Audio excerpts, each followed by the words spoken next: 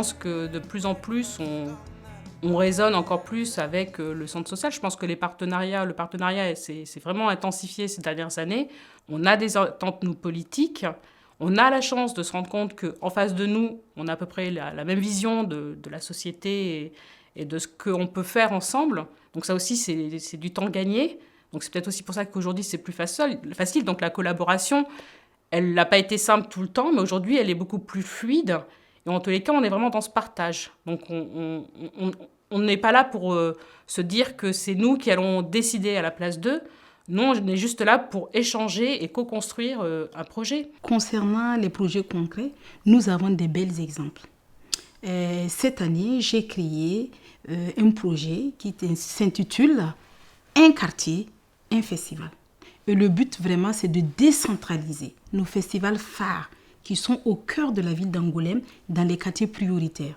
Donc, nous avons pu travailler avec le Festival du film francophone, avec le centre social de la Mosaïque pour vraiment pouvoir favoriser ce lien social interquartier et aussi apporter de la démocratie culturelle dans les quartiers. Alors là, on pourrait aborder le sujet de la crise sanitaire que nous avons connue, où là, la coopération a pris tout son sens. On a eu une demande de confection des masques. Il nous fallait un porteur, et là-dessus, le centre social a répondu tout de suite en disant on porte le projet.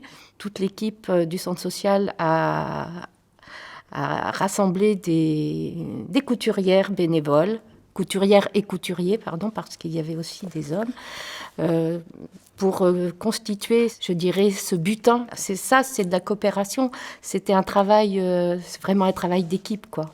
Là, nous sommes toujours dans cette démarche de la pépinière associative, donc l'accompagnement des centres sociaux et des associations. Mais au mois de septembre, il va y avoir 4 forums des associations qui vont être sur les différents secteurs de notre territoire. Le 4 septembre, nous aurons Saint-Séverin avec toutes les associations de l'ancien secteur du Pays de Ptère, et ensuite nous aurons les forums des associations pour Villebois, Montmoreau et Chalais.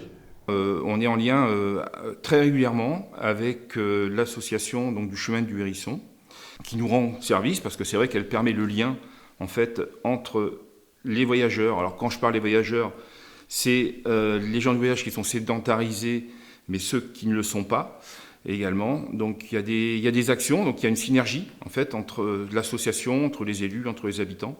Et ça, encore une fois, c'est vrai que c'est très important. Ça permet de créer du lien. Et ce lien, on en a besoin parce que c'est vrai que c'est une population qui, malheureusement, est souvent stigmatisée. Je pense qu'il y a des a priori. Et ces a priori-là, en fait, ils sont pas fondés pour la plupart. Et justement, avec l'association, ça permet de pouvoir envisager des réunions, peut-être au moins une réunion trimestrielle avec des habitants, des élus, avec les gens justement du voyage, sédentarisés ou pas, pour pouvoir créer en fait ce lien qui est indispensable pour le bien vivre. Et pour cela, on a mis en place un outil novateur sur la ville d'Angoulême avec l'ensemble des partenaires institutionnels, mais aussi avec l'ensemble des acteurs de terrain. Cet outil, c'est le CLAVS, le contrat local d'animation de la vie sociale, qui est en fait une instance de dialogue entre tous les partenaires et qui nous permet de partager ensemble des priorités d'action qu'on évalue, au besoin qu'on réévalue, et qui nous permettent d'avancer en rang serré vers des priorités qu'on aura établies communément. Grâce au CLAVS, on s'est mis d'accord avec l'ensemble des partenaires sur un ensemble de missions qu'on appelle missions socles, sur lesquelles sont adossées nos conventions financières, ce qui permet de donner beaucoup de visibilité aux centres sociaux et qui savent du coup sur quelles actions ils seront financés pendant plusieurs années par l'ensemble des partenaires. Ces missions, on les réévalue au fil de l'eau à l'intérieur de ces CLAVS. Ils ont permis, par exemple, d'établir des priorités aussi qui peuvent coïncider à un instant T avec un contexte. C'est le cas des actions interquartiers. Un des premiers projets en 2015, c'était autour du jeu. Donc c'est vrai que ce n'était pas forcément gagné d'avance, mais on a réussi à drainer énormément de partenaires et de familles. Et ça allait de la petite enfance jusqu'au collège. Donc on oublie que le jeu, c'est pas que jouer. C'est créer un temps d'échange et d'interaction entre les parents et les enfants. et à travers des règles. Parce que d'ailleurs, il y a un intérêt commun qui est vraiment de faire en sorte que les populations, elles se sentent bien dans leur territoire, qu'elles se sentent en confiance avec les professionnels, et que les professionnels sont là vraiment pour les accompagner dans leur rôle, quoi.